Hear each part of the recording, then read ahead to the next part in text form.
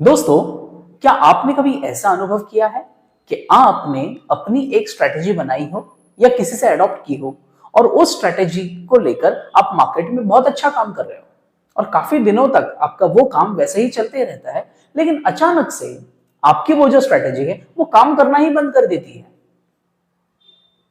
ऐसा क्यों होता है दोस्तों? ऐसे बहुत से लोगों का अनुभव है कि भाई हमारी स्ट्रेटेजी तो अच्छी चल रही थी, अचानक से क्या हो गया पता ही नहीं चल रहा है। पता नहीं चलता है दोस्तों, क्योंकि मार्केट जो है ना वो हमेशा से एक तरह से नहीं चलता है। इसे समझने के लिए हमें समझनी होगी मार्केट के कुछ फेजेस होती हैं। फेजेस यानी स्टेजेस, किस तरह से मार्केट बिहेव करता है। क्या ये मुश्किल है? बिल्कुल नहीं दोस्तों। मार्केट में केवल और केवल 4 फेजेस होती हैं। 4 फेजेस कौन सी है दोस्तों? एक फेज आपकी है एक्यूमुलेशन,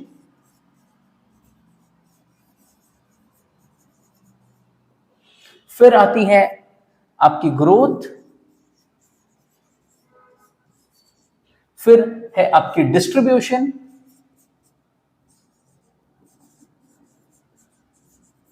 और फिर आ जाएगा डिक्लाइन। ये जो फेजेस है ना दोस्तों, ये हमेशा साइकिल में चलते रहती हैं। यानी एक्यूमुलेशन के बाद में ग्रोथ आएगी, ग्रोथ के बाद डिस्ट्रीब्यूशन होगा, डिस्ट्रीब्यूशन के बाद में आपको डिक्लाइन देखने मिलेगा, डिक्लाइन के बाद में फिर से एक्यूमुलेशन होगा और एक्यूमुलेशन के बाद में फिर से ग्रोथ हो जाएगी दोस्तों। अब ये इंडेक्स में भी हो सकता है, ये किसी शेयर का भी हो सकता है, करेंसी का हो सकता है, कमोडिटी का हो सकता है। इंस्ट्रूमेंट इसमें मैटर नहीं करता है दोस्तों, लेकिन मार्केट जो प्राइसेस से रेगुलेटेड है और प्राइसेस हमारी साइकोलॉजी से रेगुलेटेड है, और इसीलिए ह्यूमन साइकोलॉजी तो वही रहने वाली है चाहे आप कोई भी इंस्ट्रूमेंट ट्रेड कर लो। और इसीलिए ये जो 4 फेजेस हैं ये हमें बारी बारी हर किसी इंस्ट्रूमेंट में देखने को मिलती ही मिलती हैं। तो अगर हम इन फेजेस को अच्छे से समझ लेंगे ना, तो हमें ये जो नुकसान होता है ना कि हमारी स्ट्रेटेजी अचानक काम करना बंद कर देती है और हमारे स्टॉप लॉस हिट होना शुरू हो जाता है, तो वो हम टाल सकेंगे। और इसीलिए हम एक एक फेज को बिल्कुल शांति से बारीकी से समझने वाले हैं दोस्तों। तो सबसे पहले समझते हैं कि भाई ये एक्यूमुलेशन फेज क्या होता है। दोस्तों, एक्यूमुलेशन फेज जो है ना, ये आमतौर पर मार्केट के गिरने के बाद में हमको देखने को मिलता है। यानी होता क्या है, मार्केट एक तरह से रेंज बाउंड हो जाता है दोस्तों। आप देख पाओगे कि मार्केट बिल्कुल एक जैसा रेंज बाउंड हो जाता है और ये बिल्कुल अपनी 2 लेवल्स के बीच में ही घूमता रहता है। जी हाँ, एक बड़े से डिक्लाइन के बाद में आपको देखने मिलेगा कोई मार्केट है, कोई शेयर है, कोई कमोडिटी है, वो एक रेंज में घूमते रहती है। और अगर आपने यहां पर ट्रेंड फॉलोइंग स्ट्रेटेजी फॉलो की थी, तो ये ट्रेंड फॉलोइंग स्ट्रेटेजी यहां पे तो काम नहीं करने वाली है दोस्तों, है ना, क्योंकि ये रेंज बाउंड मार्केट हो गया है। तो रेंज बाउंड में ट्रेंड फॉलोइंग काम ही नहीं करने वाली। अच्छा, ये समझते हैं पहले तो कि भाई एक्यूमुलेशन होता क्यों है।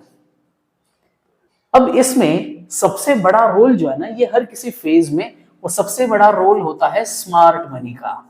स्मार्ट मनी क्या है, ये हमने एक अलग वीडियो में समझा है। अगर आपने उस वीडियो को नहीं देखा है तो उसका लिंक मैं आपको आई बटन में दे दूंगा, या आप मेरे चैनल पर जाकर उस वीडियो को देख सकते हो। नीचे डिस्क्रिप्शन में भी मैं वो लिंक दे रहा हूं आपके लिए। तो दोस्तों, स्मार्ट मनी वो बड़े लोग हैं जिन्होंने पैसा लगाया है मार्केट में। तो होता क्या है, जब मार्केट ऐसी रेंज में, जब वो शेयर या जो भी है वो ऐसी रेंज प्राइस में आ जाता है कि जहां पर ये स्मार्ट मनी इसे बाय करना चाहते हैं, ध्यान से सुनिएगा मैं क्या कह रहा हूं। जब ये स्मार्ट मनी इसे बाय करना चाहते हैं और वो बाय करेंगे, वो बल्क में बाय करते हैं दोस्तों। अगर इनको जितना बाय करना है, अगर वो एक ही दिन पूरा बाय कर देंगे तो मार्केट कहां का कहां चला जाएगा। मार्केट में पैनिक हो सकता है और सर्किट लग सकते हैं, और सेबी ने भी इस पर निर्बंध लगाए हुए हैं कि इतना बल्क बाइंग एक ही दिन में नहीं हो सकता है दोस्तों। तो इसीलिए ये स्मार्ट मनी क्या करते हैं दोस्तों, छोटे छोटे पैकेट्स में थोड़ा थोड़ा थोड़ा थोड़ा करके ये अपना बाइंग करते रहते हैं।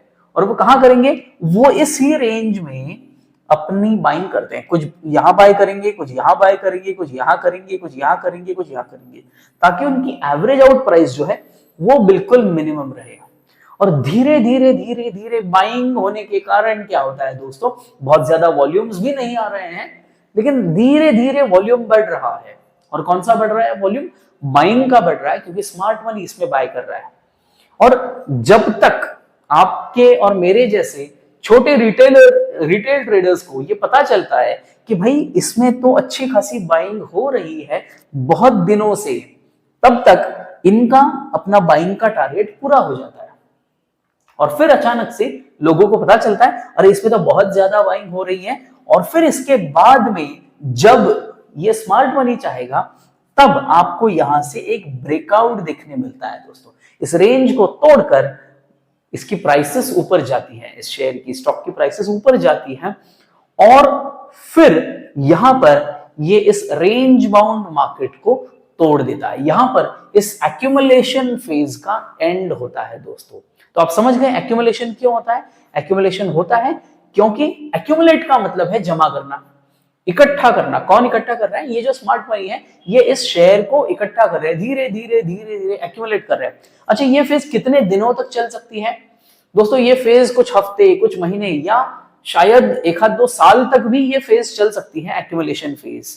और इसके बाद में अगर ये ऊपर ब्रेकआउट देता है दोस्तों, तो यहां पर हम कहेंगे कि ये एक्यूमुलेशन फेज का अंत हो गया है। तो ऐसे हमारी एक्यूमुलेशन फेज क्लोज होती है। तो इसीलिए जब आप ट्रेंड फॉलोइंग स्ट्रेटेजी फॉलो करोगे तो एक्यूमुलेशन फेज में वो काम नहीं करने वाली।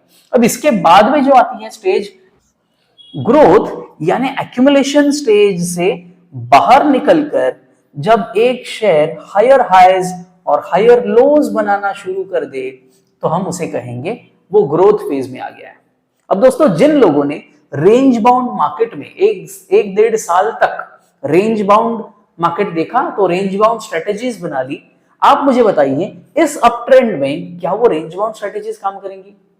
नहीं करेंगी। इसीलिए हमें समझना है कि भाई अब कौन सी फेज चल रही है मार्केट की, और उस हिसाब से हमें अपनी स्ट्रेटेजी डिसाइड करनी होती है दोस्तों। तो यहां पर ये ब्रेकआउट हमें दे देगा, और ये ब्रेकआउट हमें ग्रोथ डायरेक्शन बताता है, यानी ये अप ट्रेंड शुरू हो जाता है उस शेयर में, उस मार्केट का, उसकी प्राइसेस का।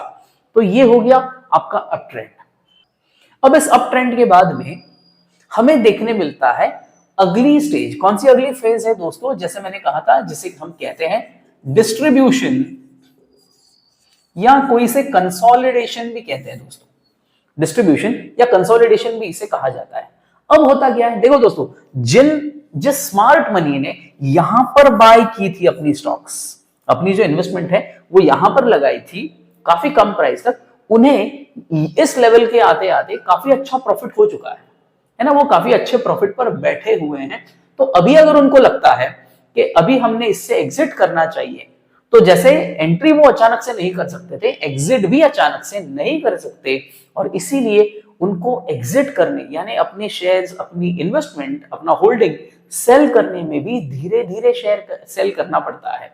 और जब वो इसे धीरे धीरे सेल करते हैं तो भी मार्केट्स यहाँ पे फिर से रेंज बाउंड हो जाते हैं दोस्तों। और इस रेंज बाउंड मार्केट्स में उनका सेलिंग का काम चलते रहता है। कुछ यहां सेल होगा, कुछ यहां सेल होगा, कुछ यहां होगा, कुछ यहां होगा, ऐसे अलग अलग प्राइसेस पर उनका सेलिंग छोटे छोटे पैकेट्स में, छोटे छोटे वॉल्यूम्स में, ताकि मार्केट पर अचानक से इंपैक्ट ना आ जाए, इसलिए ये छोटा छोटा सेलिंग वो करते रहते हैं। और उनकी एवरेज प्राइसिंग जो है वो उनको अच्छा खासा प्रॉफिट दे देती है, क्योंकि यहां पर बाय किया था और यहां पर ये लोग सेल कर रहे हैं, तो एक काफी अच्छा प्रॉफिट उन्हें यहां पर मिल जाता है दोस्तों।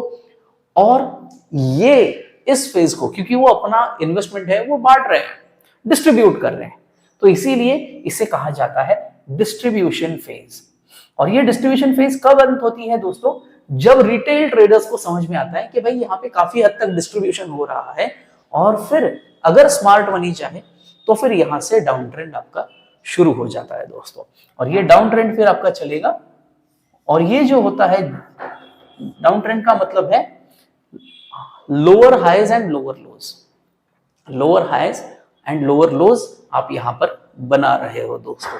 तो ये आपकी बन जाती है डिक्लाइन फेज। तो ये है आपकी डिक्लाइन फेज दोस्तों। याद रखिएगा, डिक्लाइन फेज डिस्ट्रीब्यूशन के बाद आती है और ग्रोथ फेज एक्यूमुलेशन के बाद आती है दोस्तों।